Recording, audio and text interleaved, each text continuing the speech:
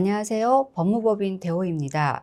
오늘도 실제 상담 현장에서 자주 나오는 질문들을 변호사님께 직접 여쭤보는 시간을 준비했습니다. 오늘 함께 해주실 변호사님을 모셔봤는데요.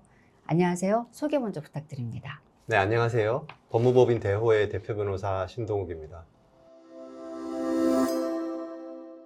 오늘은 조금 구체적이고 현실적인 질문들을 가져오셨다고 하던데요. 편하게 여쭤봐 주세요. 네.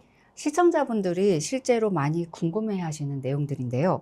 바로 시작해 보겠습니다. 첫 번째 질문입니다. 회생을 시작하고 나서 여유가 생기면 변제금을 더 많이 내서 3년을 2년으로 줄일 수 있나요? 결론부터 말씀드리면 안타깝게도 그렇지 않습니다.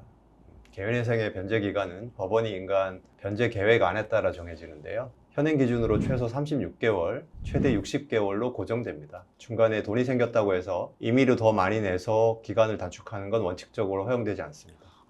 그렇군요. 그럼 여유 자금이 생기면 어떻게 하는 게 좋을까요? 두 가지 방법이 있습니다. 첫 번째는 회생계획 변경 신청인데요. 소득이 크게 늘었거나 목돈이 생긴 경우 법원에 변제계획 변경을 신청해서 조기 종결을 시도해 볼 수 있습니다. 다만 이 경우에도 법원의 허가가 필요합니다. 둘째는 그 여유 자금을 비상금으로 관리하는 것입니다. 회생 기간 중 갑자기 변제금을 못 낼 상황이 생길 수 있거든요. 실직이나 질병처럼 예상치 못한 상황에 대비하는 완충제를 활용하시는 게 오히려 더 안전할 수 있습니다. 그렇군요. 빨리 끝내고 싶은 마음은 이해가 되는데 절차 안에서 안정적으로 유지하는 게 더 중요하겠네요. 맞습니다. 회생에서 가장 중요한 건 속도가 아니라 완주입니다. 변제 기간 동안 단 한 번도 이탈 없이 끝까지 완료하는 것, 그게 핵심입니다. 네.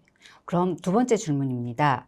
배우자 명의 통장이나 부동산도 회생 절차에서 영향을 받나요? 원칙적으로 개인회생은 신청인 본인 명의의 재산만을 대상으로 합니다. 다만 배우자 명의 재산은 본인의 변제금에는 영향을 줄 수 있습니다. 어떤 영향을 줄 수 있다는 건가요?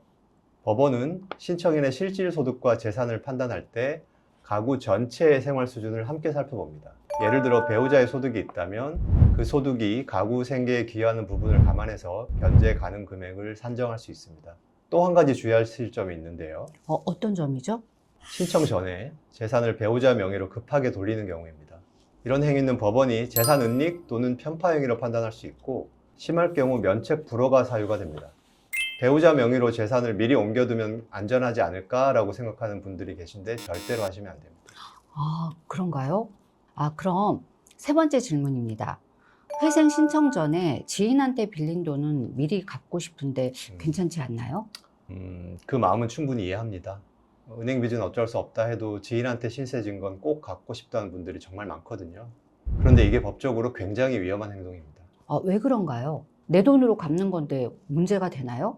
개인회생은 모든 채권자를 공평하게 대우하는 것을 가장 기본적인 전제로 합니다. 신청 전에 특정 채권자에게만 먼저 빚을 갚는 행위는 법에서는 편파행위 또는 사회행위라고 부르는데요. 법원이 이를 인지하면 그 변제 자체를 취소할 수 있고 면책 불허가 사유가 될 수도 있습니다. 심한 경우 형사적 책임까지 질 수 있습니다.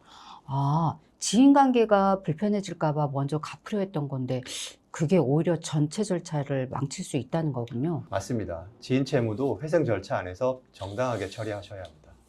그럼 네 번째 질문입니다. 이혼 소송 중이거나 재산 분할 협의가 아직 끝나지 않은 상태에서 개인 회생을 신청하면 어떻게 되나요? 이혼 소송 중이라고 해서 개인회생 신청 자체가 불가능한 건 아닙니다. 신청은 할 수 있습니다. 다만 이 두 가지가 동시에 진행될 경우 서로 영향을 주고 받을 수 있어서 굉장히 복잡해집니다. 어떤 부분에서 복잡해지나요? 가장 큰 문제는 재산 산정입니다. 개인회생에서는 신청인의 재산을 기준으로 청산 가치를 계산하는데요. 이혼 재산 분할이 확정되지 않은 상태에서는 어디까지가 본인 재산인지 명확하지 않습니다. 법원 입장에서도 재산 범위를 확정하기가 어려워지기 때문에 절차가 지연되거나 인가 결정이 늦어질 수 있습니다. 그럼 이혼 먼저 마무리하고 회생을 신청하는 게 나을까요?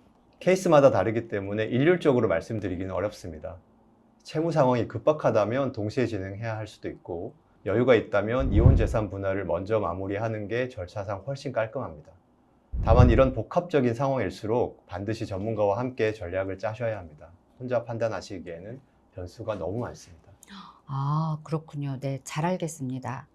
삶의 가장 힘든 두 가지 상황이 동시에 닥친 상황이군요. 그럴수록 전문가의 도움이 더 절실하겠다는 말씀을 인지하도록 하겠습니다. 네, 오늘 다른 내용들처럼 개인회생은 생각보다 훨씬 세밀하게 따져봐야 할 부분들이 많습니다. 이 정도는 괜찮겠지라는 판단이 전체 절차를 흔들 수 있습니다. 정확한 정보 없이 혼자 움직이시기보다 먼저 상담을 통해 본인 상황에 맞는 전략을 세우시기를 권해드립니다. 회생은 다시 살아나는 길입니다. 여러분의 빛이 되시기를 바랍니다. 감사합니다.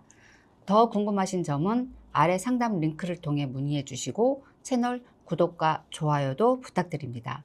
오늘 고생하셨습니다, 변호사님. 감사합니다. 감사합니다.